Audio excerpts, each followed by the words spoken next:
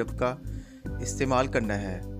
तो आज की वीडियो बहुत ही ख़ास होने वाली है इन बच्चों के लिए जो दुबले पतले, आयरन की कमी, खुराक अच्छे से नहीं खाते और जो इनकी ग्रोथ नहीं होती, तो उन बच्चों के लिए बहुत ही ख़ास वीडियो है। तो सबसे पहले हम इस सिरप की कंपोजिशन की बात कर लेते हैं। आयरन शामिल है, विटामिन ई शामिल है, इसके अलावा विटामिन बी कम्प्लेक्स भी इस सिरप में शामिल है। डिटेल में जाने से पहले जिन लोगों ने हमारा चैनल सब्सक्राइब नहीं किया तो चैनल को सब्सक्राइब कर लें। वीडियो की तफसील की तरफ चलते हैं। अब बात करते हैं इस सिरप के फ़ायदे और जानते हैं किन किन मकासद में इस सिरप का इस्तेमाल किया जा सकता है। जिन बच्चों की जल्दी से ग्रोथ नहीं होती किसी विटामिन की कमी की वजह से, तो इन बच्चों के लिए आईब्रेट सिरप इस्तेमाल करना बेहतरीन